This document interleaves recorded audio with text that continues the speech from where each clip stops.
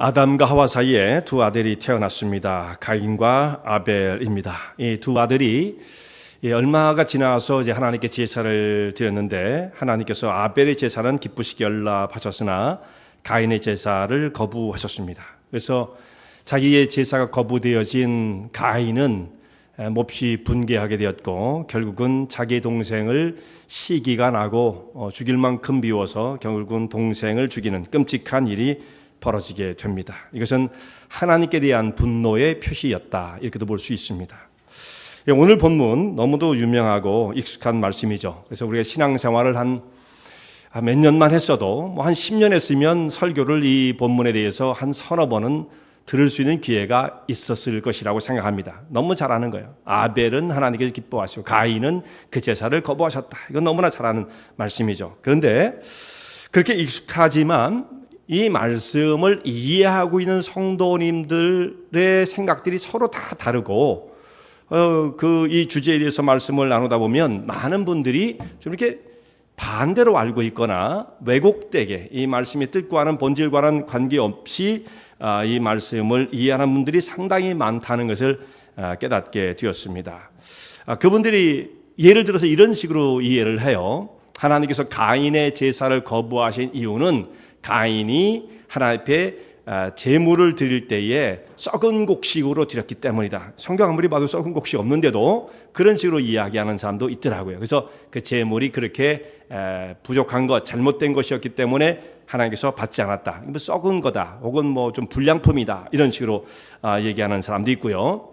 또 어떤 사람은 가인이 하나님 앞에 제사를 드릴 때에 제물은 문제가 없었지만 그 마음의 중심, 믿음으로 드린 제사가 아니기 때문에, 그러니까 히브리서 11장의 말씀을 아마 연상해서 그런 것 같아요. 아벨은 믿음으로 드렸고 가인은 뭐라고 안 되어 있는데 아마 역으로 생각을 하는 거죠. 가인은 믿음으로 드리지 않았기 때문에 연락을 하지 않으셨다. 이렇게 전 이유가 제각각인 것을 발견하게 되어집니다. 그리고 이제 그렇게 하면 끝이에요. 가인의 제사를 받지 않은 이유, 그것이 이러이러한 것일 것입니다 라고 얘기하고 이제 그것이 이 본문을 바라보는 시각이 거기서 딱 멈추고 만다, 이 말씀이에요. 근데 이 말씀을 보면서 창세기 4장의 가인과 아벨이 하나님 앞에 드린 이 예배를 우리가 어떻게 생각해야 되냐면, 먼저는 하나님께서 이 두 사람의 예배, 한 사람은 받으시고 한 사람은 거절하신 이유가 무엇인가, 그 이유를 먼저 우리가 생각을 해야 되고, 두 번째는 그보다 더 중요한 의미가 있습니다. 이들이 하나님 앞에 드린 제사의 의미가 무엇인가라는 거예요. 왜냐하면 이 말씀은 창세기 첫 번째 등장하는 제사의 첫 번째 모습이거든요. 그래서 그냥 제사가 수없이 나옵니다. 성경 가운데 제사가 수없이 나오죠. 그러나 그 제사 가운데서도 가장 첫 번째 드려진 하나님의 구원의 역사를 이루어 나가는, 이따가도 그런 말씀을 드릴 거예요. 이 구속사적인 의미 속에 이 두 사람의 예배가 의미하고 있는 바가 무엇인가, 이것을 우리가 생각해야 돼요. 조금 어렵게 들릴지 모르지만 제가 말씀을 드리면 여러분이 이해를 하실 거라고 생각합니다. 어렵지 않으니까 그냥 잘 따라오시면 됩니다. 세 번째에는 그리고 이들이 그렇게 예배를 드렸을 때 그 후에 어떤 일이 벌어졌는가, 여기까지 우리가 생각을 해서 이 본문을 좀 더 다양하게 깊이 있게 우리가 생각을 해야만 되는 거죠. 근데 첫 번째 이 말씀이 시작되어지는 바를 보면 이 두 사람이 하나님 앞에 제사를 드렸다는 말씀은 몇 절부터 시작합니까? 3절에 나오죠. 3절에. 근데 4장이 어떻게 시작되어지느냐 하면 아담과 하와가 동침하고 또 아들을 낳았다, 이런 말씀이 나와요. 원래 성경이 제일 처음에 기록될 당시에는 이 장절이 없었습니다. 모세가 기록할 때 내가 창세기 1장, 그래서 1장 딱 쓰고 1절 쭉 이렇게 쓴 건 아니에요. 그냥 장절 없이 쭉 썼는데 나중에 후대에 와서 이 장절이 붙게 되어지는 거예요. 그래서 이 장절 어떨 때 보면 잘못 나눈 경우도 상당히 좀 있습니다. 이렇게 붙이는 게 아닌데 이건 좀 위로 가는 게 더 나을 뻔했는데, 이런 것들도 우리가 발견하게 되어지거든요. 그런데 오늘 창세기 4장은 장을 제 생각엔 참 잘 나눴다고 생각을 해요. 그래서 가인과 아벨이 제사를 드리는 그 일 전에 뭐가 있었냐면 아담과 하와 사이에 이 두 아들을 낳았다는 것이 먼저 한 본문 가운데 들어있는 것이 의미가 있다라고 생각을 합니다. 그래서 이제 두 사람이 동시음을 해서 하와가 가인을 잉태하게 되어지고 가인을 낳았어요. 그리고 가인을 낳은 다음에 이 하와가 뭐라고 말을 하느냐면 내가 여호와로 인하여 등남하였다 이렇게 말을 했습니다. 하나님께로 말미암아 내가 이 아들을 낳았다 이렇게 표현을 했어요. 자, 모두가 이 본문의 말씀을 처음에 딱 읽으면 조금 의아한 생각이 들 수가 있어요. 하와가 어떻게 하나님 여호와로 말미암아 등남했다는 말을 할 수가 있을까? 하나님으로 말미암아 등남했다고 한다면 적어도 자식이 한참 없는 중에 사무엘을 낳는 한나처럼 정말 하나님 앞에 가서 막 기도하고 매달려 가지고 하나님의 응답을 주심으로 자녀를 낳았다고 한다면 그렇게 말을 해도 이 얘기가 된단 말이에요. 근데 하와는 뭐 그렇게 자식 때문에 고민하는 것 같진 않고 정상적으로 남편과 아내 사이에 자녀가 태어나는 건 정상적인 거 아니겠어요? 그런 다음에 왜 여호와로 말미암아 내가 아들을 낳았다라는 말을 했을까? 우리도 좀 의아하게 생각할 수가 있어요. 근데 이 본문을 조금 더 아주 비판적으로 비평적으로 본 어떤 분은 제가 한국에서 신앙생활 할 때 제가 전도사 때였었습니다. 한 교회에 청년부를 맡으면 전도사로서 사역을 할 때였는데 그 교회 한 장로님이 젊은 분이었어요. 그러면 이 말씀을 하면서 아주 굉장히 좀 이렇게 아주 거칠게 이야기를 하는 걸 봤어요. 이 하와가 정신이 없는 여자다 이렇게 얘기를 하더라고요. 정신이 없지 어떻게 자기가 여호와로 말미암아 등남했다는 말을 하느냐, 이게 무슨 뜻이냐 이거예요. 자기 남편과 그 사이에서 자녀를 낳았으면 그것으로 끝이지 내가 여호와로 말미암아 하나님이 남편이란 말이냐 뭐 이러면서 얘기를 하는데 제가 그 말을 들으면서 이게 뭔가 그분이 말하는 건 온당치는 않은데 저도 전수사 시절에 뭐 성경도 뭐 깊이 있게 잘 알지도 못하고 지금도 잘 모르는데 그때는 더 했을 거 아니겠어요? 성경의 그 방대한 양이라는 것을 우리가 참 깨닫는다는 것은 쉬운 문제들이 아니에요. 아는 것처럼 보여도 사실 모르는 게 더 많다 이렇게 생각할 수밖에 없습니다. 그러니까 그때는 더 모를 때 아니었습니까? 그러니까 그분이 말하는 것은 온당하지 않다라고 생각이 되어지지만 할 말이 없는 거예요. 그래서 그냥 침묵을 지킬 수밖에 없었습니다. 전 저렇게 말하는 건 아닌데 하면서도 뭐 어떻게 그분을 어떻게 깨우쳐 줄 도리가 없었던 거죠. 근데 이런 말씀의 오해들, 하와가 정신이 없지 자기가 어떻게 여호와로 말미암아 등남했다는 말을 이렇게 하느냐, 이런 이야기들은 성경을 해석하고 바라보는 가운데에 한 가지, 그러니까 부분적으로 이해하고 부분적으로 보려고 하는 가운데서 나오는 잘못, 오류라고 볼 수가 있는 거예요. 이 성경 말씀을 이렇게 해석이 흐름을 따라, 말씀의 흐름을 따라서 보게 되어지면 하나도 어려울 것이 없습니다. 사실은 거기서 명확하게 나타내고자 하는 하나님의 뜻이 있는데 요 한 부분만 다른 거 다 떼어내고 이거 하나만 딱 돌출시켜서 보게 되어지면 정말 뜬금없는 얘기처럼 들릴 수가 있죠. 어떻게 하와가 여호와로 말미암아 등남했다 말을 할 수 있느냐, 이렇게 말할 수가 있는 거예요. 바로 그것은 이 본문을 분리시켜서 생각하면 그렇게 되어지는 거죠. 그래서 성경의 가장 좋은 해석 방법, 가장 건전한 것은 흐름을 따라서 읽어야 돼요. 그래서 앞뒤의 정황을 잘 보는 것이 굉장히 중요하다 이거죠. 그래서 오늘 이 말씀을 보게 되어지면요, 이 말씀에 오해를 하지 않기 위해서는 앞에부터 보면 됩니다.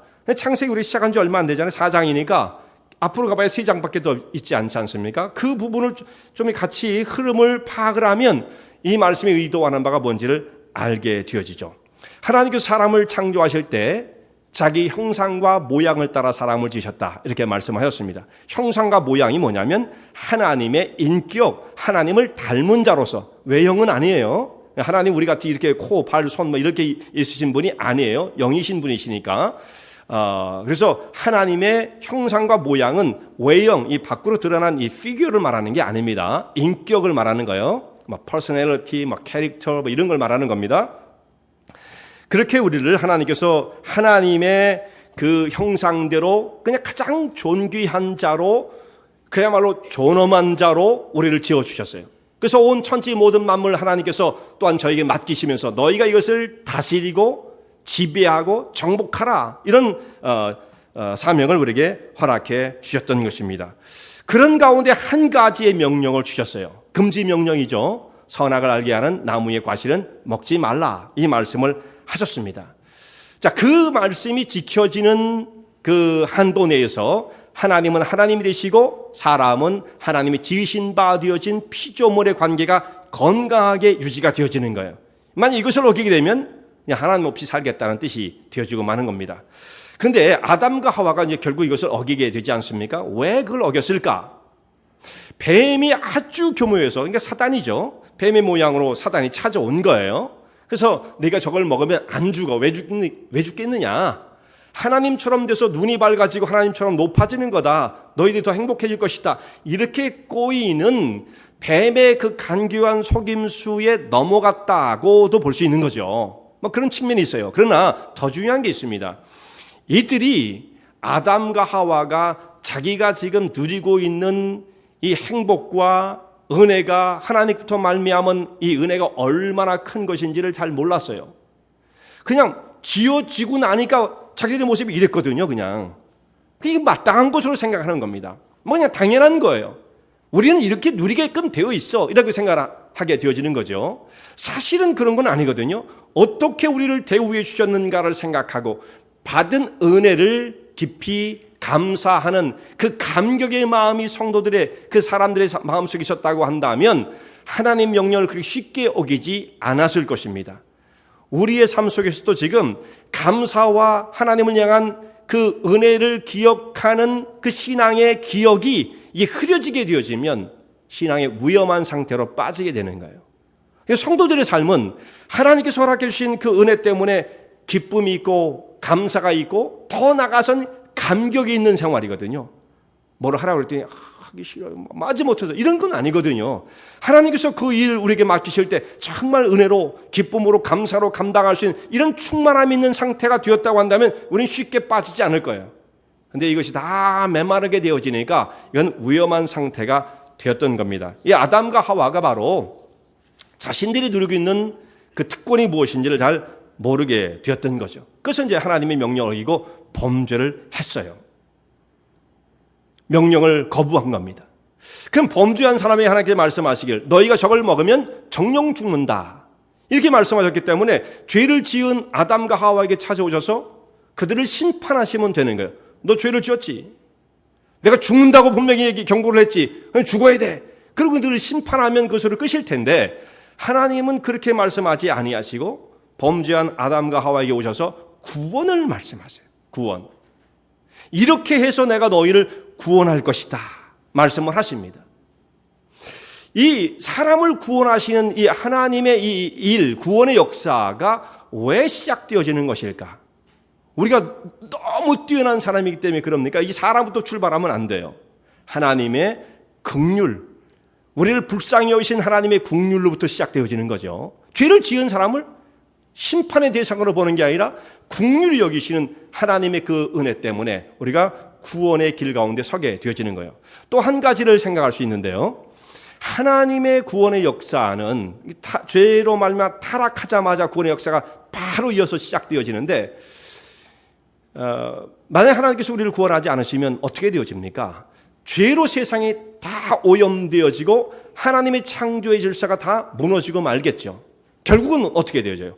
하나님이 지으신 자기의 모든 지식과 권세와 능력, 하나님의 정말 그 예술적인 그 능력까지 다 동원을 해서 지어놓으신 천지 모든 만물이 죄에 굴복당하게 되어지고 말 거란 말이에요. 그럼 결국은 뭡니까?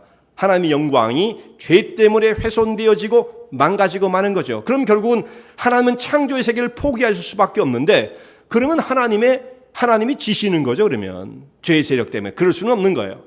하나님은 자기 영광을 지키시기 위하여 죄의 침범과 그 세력이 하나님의 세계를 넘어뜨리려고 하는 것을 용납지 않으시는 겁니다. 그래서 그걸 물리쳐내시고 하나님의 창조의 그 영광을 지켜내시는 거죠. 이것은 자기 영광을 지키시고자 한 하나님의 그 열심, 이것이 얼마나 그 뜨거운 것인가를 생각할 수가 있게 되어지는 거예요. 그러니까 하나님은 우리를 구원하신 것도 시편에도 23편에도 그런 고백이 되잖아요. 자기의 영광을 위해서, 자기의 의를 위해서 우리를 의의 길로 인도하시는 것, 하나님의 영광이죠. 우리의 삶을 인도하시는 것도, 우리를 위한 것도 있으시지만 또 근본적으로는 하나님이 영광을 위해서 일하시는 분이시다는 말씀이에요. 그래서 하나님께서 구원의 말씀을 하시는데 오늘 우리가 창세기 4장의 말씀을 읽었는데요. 창세기 3장에 아주 중요한 말씀이 나오는데 오늘 두 군데를 우리가 볼 거예요. 두 군데. 많지는 않습니다. 3장 먼저 15절을 여러분 한번 보시기 바랍니다. 3장 15절. 다 함께 같이 읽어보도록 하겠습니다. 시작. 내가 너로 여자와 원수가 되게 하고 너희 후손도 여자의 후손과 원수가 되게 하리니 여자의 후손은 내 머리를 상하게 할 것이요 너는 그의 발꿈치를 상하게 할 것이니라 하시고 아멘. 이것은 누가 누구에게 하신 말씀이에요? 하나님께서 뱀에게 하신 말씀. 뱀에게. 이 창세기 3장 15절은 하나님께서 뱀에게 심판을 내리시는 저주하시는 장면이 너는 저주를 받아 배로 땅을 기어다니게 될 것이다. 그 말씀을 하시는 장면인데 그 말씀뿐만 아니라 여기에 보면 하나님께서 그 사단의 권세를 꺾어 놓으시고자 하는 구원의 메시지가 이 말씀 가운데 들어있어요. 어떤 말씀입니까? 여자의 후손이 뱀의 머리를 상하게 할 것이요 너는 여자의 후손은 발 뒤꿈치를 상하게 할 것이다. 이런 말씀이 나오죠. 그러니까 여자의 후손으로 오실 분이 뱀의 머리, 곧 사단의 권세를 정복해 내실 것이라는 말씀을 여기 창세기 3장 15절에서 말씀하고 있는 거예요. 대단히 중요한 말씀이죠. 여기 이제 구원의 메시지가 선포된 겁니다. 내가 이렇게 구원을 이룰 것이다. 어떤 방법으로? 여자의 후손을 통해서 죄를 정복하고 사단을 정복해 낼 것이다. 여기에 선언된 이 말씀의 역사, 이 말씀이 그 다음의 역사 가운데 쭉 펼쳐지는 것이 하나님의 구원의 역사입니다. 그것을 뭐라고 말하냐면 그것을 구속사라고 말을 해요. 구속사. 하나님께서 구원을 펼쳐나가시는 구원의 역사. 우리가 구속사 혹은 구속 내지는 대속 이렇게 얘기를 하는데요. 같은 의미로 쓰여지는 것입니다. 이 창세기 3장 15절은 첫 번째 구원에 대해서 말씀하시는 복음, 첫 번째 복음의 말씀이 되어지기 때문에 이 말씀을 원시복음 이렇게 말을 부르기도 합니다. 원시복음이라는 것은 원시적이다, 미개하다 그 뜻이 아니에요. 처음의 시작이다 그런 뜻으로 원시복음이다 이렇게 부릅니다. 그러니까 가인을 낳은 후에 하와가 여기 이제 무슨 고백을 합니까? 하나님으로 말미암아 아들을 낳았다 이렇게 말을 하는데 이 고백은 뭐예요? 하나님께서 약속하신 여자의 후손을 통해서 이 땅에 구원의 역사를 가져오실 것이고 사단의 권세를 무너뜨릴 것이라고 하시는 하나님의 약속의 말씀을 하와가 믿고 그것을 간직하고 있다라고 하는 신앙 고백의 의미예요. 무슨 말씀인지 아시겠어요? 여호와로 말미암아 내가 등남했다. 하나님 말씀하신 것처럼 여자의 후손이 와야 되는데 내가 결국은 내 후손 아들을 낳았다. 그러므로 하나님의 역사가 구원의 역사가 지금 이어져 가고 있다. 언제 그것이 완성될지는 모르지만 하와가 자녀를 낳는 것이 결국은 주의 구원의 역사 가운데 참여하는 일이 되어지는 거죠. 그냥 아들을 낳은 게 아니에요. 그냥 이건 대단히 중요한 일이었단 말씀이죠. 그럼으로써 내가 하나님 약속을 받아들인 신앙 고백을 하고 있는 거예요. 그러니까 내가 여호와로 말미암아 등남하였다 이 말은 대단히 중요한 하와의 신앙 고백의 의미인데 이 뜻을 모르면 뭐가 돼버려요? 정신없는 여자의 이상한 얘기가 돼버리고 마는 거죠. 그러니까 성경을 그 뜻을 모르면 완전히 거꾸로 왜곡해서 해석할 수가 있는 거예요. 그렇게 이해할 수가 있죠. 그러면 얼마나 참 어려운 거겠습니까? 하나님 말씀의 흐름을 잘 파악하는 게 중요하다는 거죠. 그런데 하나님의 구원의 역사가 그 진행이 순탄치 않아요. 왜냐하면 구원이 어떻게 이루어집니까? 이 세상에서 타락의 역사가 벌어졌어요. 세상에서. 그러니까 하나님께서 구원의 역사를 어떻게 이루시냐면 천국에서 구원을 딱 완성을 하셔가지고 땅 속에 하나 탁 내려주시면 참 그럼 편하죠. 그냥 받으면 끝나는 거니까. 그런데 그렇게 구원을 이루시는 분이 아니죠. 그럴 수가 없어요. 이 땅에서 타락이 이루어진 것처럼 구원의 역사도 이 세상 가운데 그 역사 속에서 이루시는 하나님의 사역이다는 말씀이죠. 그 역사를 그래서 구속사라고 말하는 거예요. 구속사. 그러니까 이 복잡하고 죄악이 난무하는 세상 가운데 하나님의 구원의 역사를 펼쳐나가고자 할 때 얼마나 부딪힘과 어려움이 많았겠습니까? 사람들은 말도 안 듣고 때로는 불순종하고 하나님의 뜻을 잘 깨닫지 못하고 자기 길로 막 가려고 그러고 그런 세계 속에 하나님의 역사를 이루어 나가시는 거예요. 그것이 구속사인 겁니다. 그것이 성경에 기록된 말씀이죠. 창세기 3장 15절에 하나님이 약속하신 이 말씀이 그 구원에 대한 약속이 어떻게 펼쳐져 나가는가를 기록한 것이 성경 전체의 말씀이에요. 우리가 그렇게 생각하면 되는 거죠. 정말 구원의 역사가 순탄치 않았습니다. 아주 상상하기 어려운 일이 아담의 집안에서 일어나게 되어지죠. 이 두 아들이 하나님 앞에 제사를 드립니다. 가인과 아벨이 드린 제사가 있어요. 세월이 지난 후에 이들이 하나님께 제사를 드렸는데 가인은 직업이 농부였어요. 그래서 자기가 땅에서 수확한 땅의 소산으로 제사를 드렸고 그것을 제물로 삼았어요. 또 아벨은 양치는 자였기 때문에 목동이었죠. 그래서 자기가 그 양떼 가운데 양의 첫 새끼와 그 기름으로 하나님께 제사를 드렸다 이렇게 말씀합니다. 그러니까 아벨은 그 양의 첫 새끼와 그 기름이니까 결국 어떤 식으로 예배를 드린 거냐면 양이 죽는 거예요. 기름을 얻기 위해서는 기름만 어떻게 얻겠어요? 양이 죽어야 기름이 나오죠. 내장에서 뭐 이런 데서. 그래서 이 아벨이 드린 제사는 양이 죽는 그 모습을 통해서 짐승으로 제사를 드린 겁니다. 근데 하나님께서 이 두 형제가 드린 제사 중에 아벨의 것은 연락하시고 가인의 것은 거절하셨습니다. 자, 모든 시대에 있어서 하나님께서 예배를 받으시기도 하고 거부하시기도 하시는 거예요. 두 사람이 똑같이 예배를 드린 거예요. 아마 같은 장소에 드렸을지도 몰라요. 그렇지만 하나님께서 너 가인 네 제사는 못 받겠다. 아벨 네 제사는 참 훌륭하구나. 이렇게 하실 수가 있다. 지금도 마찬가지죠. 우리 같은 장소에 있지만은 우리의 마음의 중심을 따라서 하나님께서 예배를 받으시기도 하고 거부하실 수도 있다. 이 생각을 항상 우리가 가지고 있어야 합니다. 그런데 가인이 하나님께서 제사를 거부하시자 하나님께 화가 났어요. 그래서 안색이 변하고 막 분이 막 부글부글 끓어오르기 시작합니다. 가인이 여기서 분노의 마음을 품고 있는데 하나님께서 가인의 마음을 다 아시잖아요. 내가 가만 놔뒀다는 게 큰일 나겠구나. 동생을 죽이겠구나. 이걸 다 알고 계셨다는 말씀이에요. 그래서 하나님 가인에게 경고를 하십니다.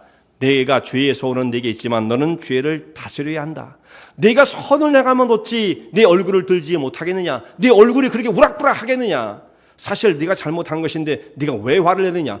사실 자기가 잘못해놓고 누구한테 지금 화를 내는 겁니까 가인이. 근데 사람들이 주로 이래요 그냥. 나 이런단 말이죠. 우리 성도들은 거룩한 길을 가고자 하는 자들이지만 아무도 완벽한 사람은 없습니다. 누가 여기서 완벽한 사람이 있겠어요? 그렇게 되길 바라죠. 성령의 역사 가운데 우리가 거룩한 열매를 맺으며 점점 예수님을 닮아가는 삶을 살아가기를 원하지만 완벽에 이를 수는 없어요. 그걸 이루고 주님 앞에 가는 사람은 단 한 사람도 없습니다. 그럴 수가 없어요, 사람은요. 그러니까 결국은 우리는 여러 가지 잘못투성이가 많아요. 실수가 많아요. 잘못 알고 있는 것도 많아요. 다 완전하게 깨달은 것도 아니에요. 목사라고 해서 성경 말씀을 다 하는 것도 아니에요. 모르는 게 훨씬 더 많을 거예요, 사실상. 그러니까 우리가 그렇게 완벽한 척 할 필요가 없습니다. 그런 가운데 우리가 하나님 말씀을 듣고 읽게 되어지면 어떻게 되어집니까? 그 속에서 내게 지적하시고 말씀하시는 말씀들을 만나게 되어지겠죠. 성경을 읽는다든지 하나님 말씀을 듣게 될 때 때로는 위로가 되어지고 격려가 되어지고 그런 말씀도 있지만 또 어떤 말씀은 날카롭게 우리의 잘못을 지적하고 아픈 것을 지적하는 말씀도 만날 수가 있겠죠. 근데 그런 말씀을 만나면 어떻게 되어집니까? 이 가인처럼 행동해서는 안 되는 거예요. 가인은 자기가 뭔가 잘못했다는 지적을 딱 받으니까 더 화가 났어요. 더 화가 났어요. 이래서는 안 되는 거죠. 성경 말씀은 디모데후서 3장 16절에 아주 중요한 말씀이 있습니다. 모든 성경은 하나님의 감독으로 된 것으로 교훈과 책망과 바르게 함과 의로 교육하기에 유익하니 이런 말씀이 있죠. 그러니까 하나님 말씀은 그 속에 교훈이 담겨 있고 뿐만 아니에요. 책망이 있습니다. 뿐만 아니에요. 바르게 합니다. 고쳐서 뜯어 고치는 거예요. 그리고 의로 교육하는 이런 말씀이기 때문에 그 말씀을 받을 때에 사람이 마음이 어떻겠어요? 때로는 부담스러울 수가 있겠죠. 그러니까 아무것도 없는데 그냥 잘한다고. 그래서 우리가 격려는 물론 대단히 중요해요. 목사님들이 설교를 들어보면 격려를 잘해야 된다. 얘기 나오고 격려도 필요합니다만 성경적이지 않은 상태에서 그 말씀을 하는 경우들이 참 많아요. 격려, 칭찬은 고래도 춤추게 한다. 고래한테는 통해요. 사람한테는 안 통합니다. 그게 다. 우리가 고래예요, 고래. 네. 그럼 맨날 해봐야 춤만 출 겁니까? 다른 것도 해야지. 그러니까 그렇게만 생각하면 안 됩니다. 한 측면 격려를 받아야 할 측면이 분명히 있어요. 그러나 그게 다는 아니에요. 자, 가인에게 격려를 해줘요. 하나님께서. 야, 너 정말 그래도 나를 기억해주고 제사를 드리니 얼마나 고맙냐. 참 잘했다. 계속 이렇게 하면 가인은 고칠 길이 없는 겁니다. 분명히 그 사람은 뭔가 잘못됐다는 것을 지적해 주지 않을 수가 없는 거죠. 그런데 이런 지적을 받을 때 막 화를 내는 거예요. 이게 어떻게 가능한 일이겠습니까? 가인은 근데 고칠 생각을 하지 않았던 거죠. 자, 여기서 우리가 가인의 제사가 무엇이 잘못인가? 왜 하나님께서 그의 제사를 거부하셨는가? 이 생각을 해야 하겠습니다. 먼저는 이제 제사의 구속사적인 의미에서 이것을 이제 접근해 가는 거예요. 첫 번째는 우리가 일반적으로 생각할 게 있어요. 하나님께서 가인의 제사를 거부하신 이유는 마음의 중심을 보시는 분이시기 때문에 분명히 가인의 마음의 중심을 보셨다고 하는 것은 일반적으로 생각할 수 있는 거죠. 그 마음의 중심이 하나님을 전적으로 향하고 주님을 경외하는 마음으로 예배를 드렸다고 한다면 그 예배를 하나님께서 거부하셨겠습니까? 그래서 먼저는 그 마음의 중심의 자세가 지적될 수가 있는 것입니다. 그런데 이 가인의 마음의 그 중심이 어떤 모습으로 드러나냐면 이 제물을 준비하는 것으로서 드러나게끔 되어지는 것입니다. 자, 가인과 아벨의 제사에 대해서 히브리서 11장에서 말씀을 하는데요. 이제 그들의 제사를 히브리서 11장에서 믿음으로 아벨은 가인보다 더 나은 제사를 드림으로 이런 말씀이 나오죠. 아벨의 이제 믿음을 칭찬하시면서 그 말씀을 하게 되어지는데 믿음으로 가인보다 더 나은 제사를 드렸다. 아벨의 제사에 대해서 제물에 대해서 하나님께서 증거하셨다. 아벨의 예물을 하나님께서 기쁘시게 받으셨다. 이렇게 말씀하세요. 그 제물에 대해서 예물에 대해서 증거하십니다. 하나님께서 아벨의 제사 중에 그 예물을 중요하게 보셨다는 말씀을 히브리 11장에서 말씀을 하고 있는 것입니다. 무엇 때문에 하나님을 기쁘시게 할 수 있었을까? 자, 그 히브리 11장만 가지고는 또 이 말씀을 알 수가 없어요. 어떤 의미인지 이 말씀은 아까도 말씀드린 것처럼 흐름을 파악을 해야 합니다. 한 가지 중요한 말씀이 여기 이제 단서가 나와요. 어떤 말씀이냐면 창세기 3장 21절을 여러분 한번 보시기 바랍니다. 21절 찾으셨죠? 다 같이 함께 읽어보겠습니다. 시작. 여호와 하나님이 아담과 그 아내를 위하여 가죽옷을 지어 입히시니라. 아멘. 자, 여기 하나님께서 아담과 하와에게 가죽옷을 지어 입히신 장면이 나오죠. 아담과 하와가 범죄한 후에 자신들이 벗었다는 것을 깨닫게 되어집니다. 눈이 밝아져서 본 게 뭐예요? 기껏해야 눈이 밝아졌더니 우리가 벗고 지금 이러고 살았네. 그걸 깨닫게 되어진 거예요. 수치를 보게 된 거예요. 수치. 눈이 밝아져서 더 높아진 게 아닌 겁니다. 수치를 보게 된 거죠. 죄악을 보게 되었던 거고요. 그래서 이들이 자기의 수치를 가리기 위해서 어떻게 했습니까? 무화과 나무 잎을 엮어서 치마를 만들었어요. 그래서 수치를 그냥 임시적으로 그냥 템포리로 가려 놓은 거죠. 결국 이것은 무엇을 말하냐면 사람이 모든 것이 다 수치스러우면 가리고자 합니다. 자기의 잘못한 것을 누구에게 막 노출하고 싶어 하는 사람이 어디 있어요? 어떻게든지 가리려고 그러죠. 이들도 수치스러우니까 그것을 임시라도 가리고 싶었어요. 그래서 무화과나무 잎을 엮었습니다. 그걸 치마를 했어요. 그런데 이것이 얼마나 가겠어요? 반나절도 못 가가지고 시들어버리고 떨어지고 무너지지 않겠습니까? 그러니까 사람이 자기의 수치와 죄악을 가리려고 하는 것이 본성이지만 사람의 노력으로 자기의 죄의 문제를 해결할 수 없다라는 것이 이 말씀에 나타내고자 하는 의미란 말이죠. 사람이 아무리 자기를 가리려 해도 아주 임시적인데 그것도 제대로 안 되는 거예요. 그러니까 그건 안 된다. 대신 하나님께서 짐승 가죽옷을 지어서 사람을 입히셨는데 그건 무슨 의미입니까? 사람의 허물과 죄악은 하나님의 방법으로 하나님의 역사를 통해서 가리워지게 된다라는 것을 말씀하고 있는 거죠. 근데 그 방법도 들어있어요. 짐승, 가죽옷은 뭐예요? 가죽을 얻기 위해서는 짐승이 죽어야만, 곧 짐승이 희생을 당해야만 가죽을 얻을 수가 있습니다. 그러니까 누군가의 희생을 통해서만 사람의 죄악이 가려진다라는 것을 말씀하고 있는 거예요. 이것이 바로 대속이라는 거예요. 대속. 죄는 내가 졌는데 내가 그 죄를 다 뒤집어 쓰고 내가 형벌을 받으면 형벌을 받는 거잖아요. 그럼 우리는 하나님의 심판을 받아서 뭐 그냥 지옥불로 떨어지든 이렇게 되는 거잖아요. 근데 그렇게 되면 구원을 못 받는 거죠. 그래서 이 형벌을 대신 받아주는 사람, 대신 받아준 존재가 필요한 거예요. 그래서 여기 우리의 죄를 대신 갚아주는 그 짐승의 죽음, 이것이 우리의 허물을 가려준다는 것을 말씀하고 있는데, 사실은 이제 짐승이 아니죠. 여자의 후손이 오셔서 뱀의 머리를 상하게 할 것이다 말씀하셨으니까 그 누군가가 피를 흘리게 되어서 대속을 주시는데 결국은 하나님의 아들, 그 누군가는 하나님께서 이 땅에 보내실 메시아라는 것을 말씀하고 있는 것입니다. 구약 성경 창세기 3장 15절만 봐가지고는 메시아, 예수 그리스도 이런 말을 우리가 찾을 수는 없지만 성경 전체를 보면 이분이 바로 하나님께서 약속하신 메시아구나, 이걸 점점 우리가 깨닫게 되어지는 거죠. 자, 아벨이 드린 제사는 짐승이 죽었습니다. 근데 이제 여기서 우리가 한 가지 생각해 볼 게 있어요. 짐승이 죽는다고 사람의 죄가 사해지는가? 구약의 성도들은 짐승을 막 잡아 제사를 드렸잖아요. 그리고 이제 죄가 사해졌다 이렇게 생각을 한단 말이에요. 그렇게 믿은 사람들이 상당히 많았어요. 구약 성도들이. 거기서 오류가 나오는 겁니다. 만약에 여러분 짐승이 죽음으로 내 죄를 사할 수 있다고 한다면 정말 그 진짜 굿뉴스입니다. 굿뉴스. 굿뉴스가 그렇게 생각하면 안 되지만 만약에 짐승이 우리의 죄를 대신할 수 있다고 한다면 오늘부터 여러분 마음 놓고 죄를 져도 돼요. 무슨 뜻입니까? 실컷 죄를 짓고 와가지고 짐승 한 마리만 잡으면 되는 거예요. 우리는 이게 아주 편하잖아요. 실컷 죄를 짓고 와가지고 오늘 밤 진탕 죄를 져놓고 그 다음날 아침에 그냥 죽기 전에 너무 늦었다고 생각하면 그날 밤이라도 짐승 한 마리 잡으면 죄가 사해질 거 아니겠어요? 그러니까 그런 거 아니라는 거죠. 결국은 만약에 짐승이 우리의 죄를 사할 수 있을 것 같으면 이 사람을 거룩하고 의로운 길로 인도하는 것이 아니라 오히려 더 죄를 짓게끔 만들 것입니다.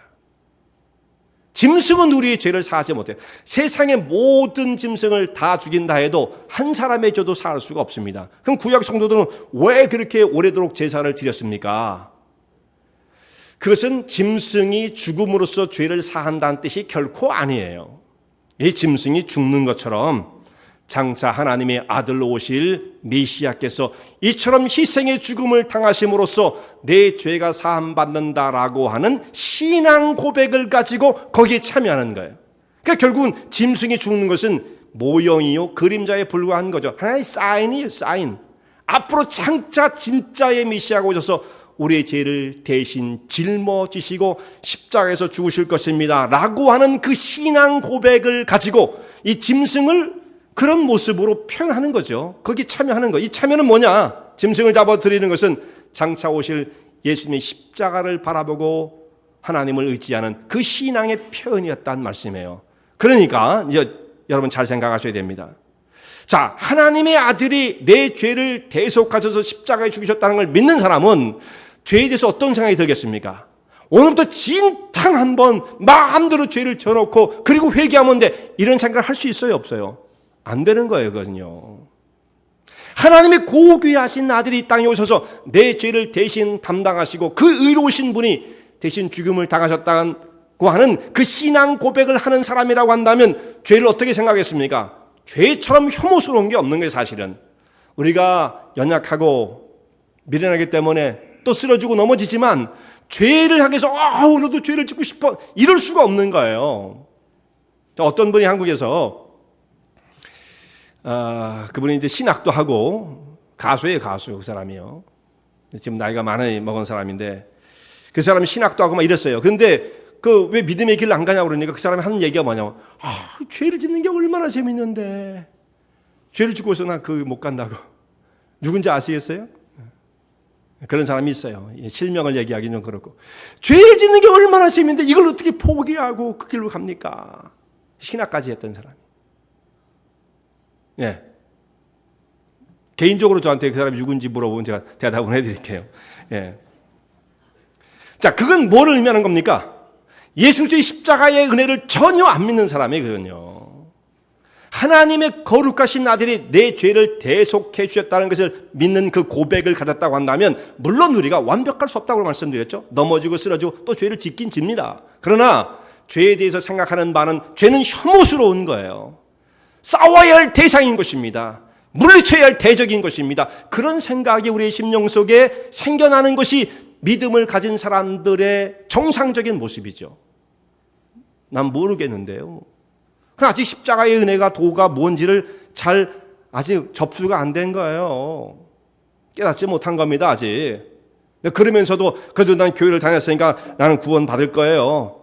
그런 생각, 위험천만한 생각입니다. 위험천만한 생각. 하나님 인격적인 분이시네. 기계적인 게 아니에요, 기계적인 것. 내가 그 교회에 1년에 몇 번은 갔었는데, 아유, 그게 정성이 얼마인데. 이거 갖고는 안 돼요. 인격적으로 하나님을 만나는 그 십자가의 은혜와 도가 무엇인지를 깨닫게 되어지는 그림으로 말미암아 죄를 바라보는 시각이 달라지는 이런 영적 경험을 가져야만 된다라는 거죠. 자, 창세기 3장 21절에 짐승이 죽음으로 가죽이 나오면서 하나님께서 사람의 죄와 그 허물을 감춰 주셨잖아요. 그 일이 있고 난 다음에 딱 6절이 지나가고 난 다음 6절 6절이 지나가고 난 다음에 가인과 아벨이 하나님 앞에 제사를 드리는 겁니다. 그러니까 이렇게 드리는 제사 가운데 제물이 어떠해야 한다는 것은 너무나 명백하죠. 구약 시대에 가인이 드렸던 그 제사처럼 곡식을 가지고 제사를 드리는 일이 있긴 있었어요. 그걸 뭐라고 말합니까? 곡식을 가지고 제사를 드리는 걸 소제라고 그러죠. 소제. 소제.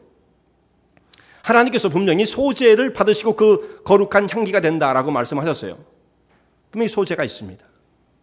근데 이 소제는, 그러니까 어떤 분은 가인의 그러니까 제물은 문제가 없다는 게 소제가 있기 때문에, 근데 성경을 아는 것처럼 보이지만 그게 바로 성경을 모른다는 증거입니다. 왜냐하면 소제가 등장하는 때는 언제냐면 창세기 4장이 아니라 출애굽기가 지나고 난 다음에 이스라엘 백성들이 광야에 나와가지고 모세를 통해서 율법을 받고 난 다음에 제사법이 정리가 되어질 때 그때 소제가 등장을 해요. 소제가. 그래서 소제를 드릴 때는 고운 가루를 가지고 이렇게 해서 반죽을 해가지고 하나님께 불을 태워서 이렇게 드려라. 제사법이 쭉 나오죠. 그때 나오는 게 소제예요. 여기는 무슨 제사냐? 창세기에 보여진 말씀은 이들이 첫 번째 드린, 아까도 말씀드린 것처럼 구속사적으로 어떤 의미를 가지는 예배인가를 생각해야 한다고 그랬죠. 이것은 수많은 예배 가운데 하나가 아니라 가인과 아벨이 하나님 앞에 첫 번째 드린, 성경의 첫 번째 기록되어진 예배로서 그 예배의 모형이 어디서 나오느냐? 바로 6절 전에 3장 21절에 짐승이 죽는 그 모습이 예배의 한 모형으로 보여졌다는 말씀이죠. 그것을 아담과 하와가 하나님의 그 보여주시는 그 모습을 가지고 자기의 허물이 가려지고 난 다음 이것을 자녀들에게 교육을 시키고 그 다음 제너레이션으로 이 약속의 말씀을 계속해서 전승시켜 주는 거죠. 그 말씀을 받은 가인과 아벨이 첫 번째 드리는 예배는 짐승이 죽는 이 대속적인 죽음 이 제사를 드릴 수밖에 없어요. 이거 외에는 다른 것을 생각할 수 있는 기회가 없었다라는 거예요. 그런데 왜 가인은 곡식을 가지고 제사를 드렸느냐? 그게 뭘 의미하는 겁니까? 나는 하나님의 구속이 필요 없습니다 라고 하는 것을 의미하는 거예요. 나는 내 방식대로 살 겁니다 라고 하는 것을 주장하는 것입니다. 가인이 지금 생각하고 있는 건 그예요. 하나님이 창조주인 것은 내가 인정할 수 있습니다만은 나를 구원하고 뭐하고 나의 삶을 지배하고 그런 것까지는 간섭하지 마시오. 나는 내가 원하는 대로 살 테니까 내버려 두세요 라고 하는 선언이나 마찬가지인 겁니다. 나는 당신의 구원이 필요 없어 라고 말하는 것이나 마찬가지예요. 그러니까 이렇게 말하는 가인의 제사를 받으실 수가 없는 거죠. 그래서 여러분 성경이 이게 막 그냥 우리는 무슨 뜻인지 모르고 왔다 갔다 하는 것처럼 보이지만 굉장히 질서정연하게 기록이 되었다는 것을 깨닫게 되어집니다. 이 가인이 하나님께서 그렇게 가르쳐 주심에도 불구하고 오히려 분노를 하고 바꿀 생각을 하지 않고 끝까지 자기의 고집을 내세우게 되어집니다. 가인의 분노하는 모습을 보신 하나님께서 너는 죄를 다스려야 된다. 더 큰 죄를 짓지 말아라. 정확하게 너 아벨 죽이지 마 이렇게까지는 말씀하지 않으셨어도 너는 죄를 다스려야 한다. 결국은 그게 그거였거든요. 너 더 큰 다른 잘못을 저지르면 안 된다. 경고를 하셨습니다. 그러나 가인은 그 분노의 마음을 가지고 화풀이를 누구에게 했느냐? 그러니까 하나님에 대한 분노였어요, 사실은. 그것을 화풀이를 하나님께 어떻게 못하겠으니까 자기 동생 아벨을 죽이는 것으로서 화풀이를 했던 것입니다. 참 그러니까 나쁜 사람이죠, 가인이요. 그런데 아벨은 하나님께 제사를 할 때 양의 첫 새끼와 그 기름으로 드렸다. 결국은 이 제물이 죽는 것이고 하나님께서는 그 제물에 대해서 예물에 대해서 증거하셨고 하나님께 의로운 자라 하는 증거를 받았다. 그러니까 아벨은 의로운 자예요. 하나님 그렇게 말씀하십니다. 히브리서 11장 4절에 아벨은 가인보다 더 나은 제사를 드림으로 하나님께서 저를 의로운 자라 증거하십니다.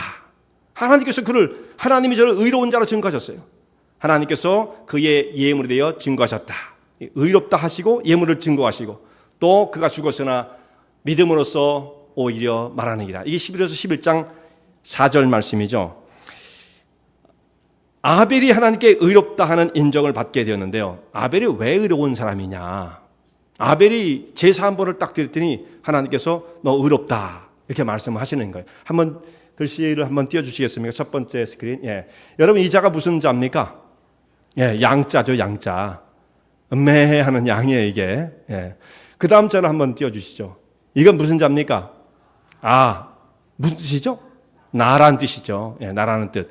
근데 이 두 자가 합성되면 어떤 뜻이 말이 나옵니까? 그 다음 거 띄워주시면 이 양과 나라는 말이 합성이 되어지면 의가 나와요. 사실 여러분 한번 생각해 보세요. 양과 내가 만나는 것은 이 성경에 여기 있는 말씀을 빼놓고서 의롭게 된다는 의미가 전혀 성립될 수 없는 말이에요. 양하고 나하고 이 두 문자가 결합되어진다고 의가 어떻게 이루어지는 거냐고요. 의가 도대체 그건 말이 안 되는 겁니다. 성경이 아니고선 이 말씀을 해석하고 설명할 길이 없는 거예요, 사실은요. 어떻게 되죠? 나 위에 나 아자잖아요. 그 위에 양이 나를 덮고 있으면 그게 의로워지는 거죠. 자, 여기에 하나님께서 아벨을 의롭다라고 말씀하셨는데 그를 의롭다 증거하심이라. 무엇 때문에 그가 의롭게 되었습니까? 행실이 완벽했기 때문에 그건 아니에요. 그럴 사람은 아무도 세상에 없어요. 더 그렇게 되기를 바라지만 이 길을 포기하지 않지만 완벽한 사람은 아무도 없습니다. 근데도 불구하고 너는 의롭다 인정을 해주시는 거예요. 왜 그렇습니까? 양을 하나님의 이게 결국 뭐예요? 구속을 의지하는, 나를 위해서 십자가에 죽으실 예수님을 의지하는 그 믿음을 표현했을 때 그가 의롭게 되어지는 거죠. 여기에 모인 주의 백성이 무엇 때문에 우리가 의롭다고 하며 하나님의 인정을 받을 수가 있어요? 십자가에 죽으신 예수님 때문에 그분의 의를 덧입어 우리가 의롭게 되어지는 거죠. 그래서 여기 오를 의자가 그렇게 성립되어지는 겁니다. 마지막 주제, 그가 죽었으나 오히려 말하는 자가 되었다. 자, 죽은 자는 우리는 말이 없다라는 말을 쓰죠. 죽은 자가 무슨 말을 하겠어요? 땅속에 묻혀가지고. 근데 그것은요, 우리가 상식적으로 아는 얘기지만 성경에서 보면 그 말은 틀린 거다 이거예요. 죽은 자이지만 오히려 말하느니라. 저가 죽었으나 그 믿음으로 오히려 말하느니라. 이렇게 말씀하고 있어요. 결국 오히려 말한다는 뜻이 뭐예요? 아벨은 말하고 있지만 가인은 말할 것이 없다는 뜻이겠죠. 살아있는 가인은 말할 것이 없다라는 뜻입니다. 가인은 아벨을 죽이고 오래 살았어요. 그보다 더 많은 몇십 년을 몇백 년을 더 살았을지 모릅니다. 더 많이 살았습니다. 그러나 가인이 할 수 있는 말이 뭐겠어요? 그의 입에서 나오는 말 가운데 가치 있는 것이 뭐겠어요? 아무것도 없는 거예요. 결국 사람들은 가인 어떻게 봅니까? 저 사람처럼 살면 안 되는 거야. 저 사람처럼 되면 큰일 나는 그런 아주 나쁜 교훈의 표본이 되었던 거죠. 후대에게 전해주는 교훈적 이야기가 저에게 전혀 없었던 것입니다. 오히려 저 사람처럼 살면 안 돼. 이것이 교훈이었죠. 그러나 아벨은 일찍 죽음을 당했어도 그는 여전히 오히려 말한다. 지금도 말하고 있죠. 사람들이 신앙의 한 모델로서 아벨을 오늘도 지금 우리가 바라보고 있는 것이고요. 우리가 지금 여기 서 있는 것은 주의 백성들은 가인의 편에 서느냐, 사실은 굉장히 흑백 논리입니다. 사실은 둘 중에 하나밖에 없어요. 가인과 아벨밖에 없어요. 그 중간인데 우리는 그러면 안 돼. 그게 제일 나쁜 거예요. 하나를 선택하셔야 됩니다. 중간 없어요, 중간. 가인 아니면 아벨 가운데 서 있는 거고요. 아벨의 뒤를 이어서 셋이 나오는 거예요. 셋. 아벨은 죽었으니까 나중에 셋이 나오는데 결국 우리는 우리 신앙적 그 유산은 어디로부터 물려받은 것입니까? 아벨의 후대로서 거기에 서게 되는 거예요. 만약 우리가 가인의 반열에 서게 된다면 나는 내 마음대로, 나의 주장대로, 내 뜻대로 살 것입니다. 딱 두 가지로 나눠지는 거죠. 아벨이 일찍 죽임을 당한 것을 보고 그를 참 억울하다. 젊은 나이에 그렇게 일찍 죽임을 당하고 그것도 형한테 맞아서 죽었으니 얼마나 참 억울하고 비참한 삶이었을까 이렇게 생각할지 모르는데 여러분 우리가 다 죽어요. 결국은. 우리가 다 죽습니다. 그런데 죽을 때의 모습이 참 중요한 거예요. 이렇게 의로운 삶을 살다가 의로운 사람으로서 생을 마감하는 사람이 있는 거고 그렇지 못한 사람이 있는 거예요. 세상의 권세를 잡고 세상의 공중 권세를 잡은 사단의 그 지배 가운데 꼼짝없이 붙잡혀서 그 세력이 이끄는 대로 육체가 이끄는 대로 세상의 권세가 이끄는 대로 그야말로 뭐가 끼었는지 말이죠. 질질질질 끌려가도 꼼짝하지 못하고 자기가 스스로 지금 자기의 주인이라고 생각하지만 그렇지 않은 겁니다. 사람은. 하나님의 주인이 아니시면 우리는 죄의 종인 거예요. 결국은 사망의 종인 것입니다. 그 세력 가운데 질질질질 끌리다가 마지막 인생에 정말 눈을 감는 그 순간에 사망에 삼킨바 되어진다고 한다면 이처럼 어리석은 삶이 없는 거예요, 여러분. 정말 마지막에 우리의 삶의 모습이 어떨 것인가가 중요하죠. 여기서 10년을 더 살았다. 아이고, 사람 너무 일찍 죽었다. 이거 그렇게 대단한 문제가 아니에요. 그 사람이 정말 의로운 죽음을 눈앞에 두고 있는 사람인가? 아니면 질질 그야말로 끌리다가 그가 자기가 뭐 세상에 뭐 엔조이하는 것처럼 보이는데 엔조이가 아닙니다. 끌려다니는 거죠. 세상에 무슨 엔조이가 있어요. 그러다 죽는 건데. 이 상태를 정말 우리가 잘 깨닫게 되어야 되는 거예요. 자, 가인이 아벨보다 더 오래 살았기 때문에 나는 그래도 더 해피해. 이렇게 인생을 계산하면 그것은 어리석은 계산법이죠. 아벨은 죽었어도 말하는 자가 되었지만 가인은 오래 살아서도 할 말이 없는 사람이고요. 그런 세상에서 유리하며 피하는 자가 될 것이다. 그래서 그 사람을 만나는 사람마다 다 기피의 대상이에요. 어이구, 가인 나타났다. 가인. 살인자예요, 살인자. 가까이 하지 마. 자, 이런 사람이 되어버리고 말았던 것입니다. 아벨은 의로운 사람으로 여전히 사람들이 기억되고 있고 하나님의 아들 예수님께서도 아벨을 의로운 자 아벨, 의인 아벨로 그를 인정해 주셨어요. 마태복음 23장 35절 의로운 아벨을 그렇게 인정하십니다. 오늘날 우리가 드리는 이 예배를 통해서 예배가 이런 의미를 가져요. 정말 하나님의 그 구속의 은혜를 덧입게 되어지는 그 예배 가운데 참여하는 사람들, 그 마음의 중심으로 주님을 섬기며 십자가에 자기 생명을 버리신 예수님을 우리의 영혼 속에 간직하고 주님 앞에 나가는 백성들, 그 앞에 드리는 예배가 하나님께 연락되어지는 예배가 되어지는 것입니다. 그래서 하나님께 칭찬과 인정을 받으며 아벨을 축복하신 것처럼 이와 같은 신령한 예배를 드리심으로써 하나님이 예비하신 축복 가운데 참여하는 주의 종들 되시기 바랍니다. 은혜와 진리 장로교회는 진실된 하나님의 말씀, 건강한 신앙의 공동체를 찾는 모든 분들께 열려 있습니다. 교회 주소는 230 US Highway 45번, Vernon Hills, 230 US Highway 45, Vernon Hills, VERNONHILLS에 위치하고 있으며 새벽 예배는 화요일부터 토요일까지 오전 6시, 금요 저녁 예배는 금요일 저녁 8시, 주일 일부 예배는 오전 8시, 2부 대예배는 오전 11시에 시작합니다. 이 설교를 들으시고 하나님의 말씀에 대해 궁금하신 점이나 신앙 상담을 원하시면 교회 전화 847-962-4412번 847-962-4412로 문의하시기 바랍니다.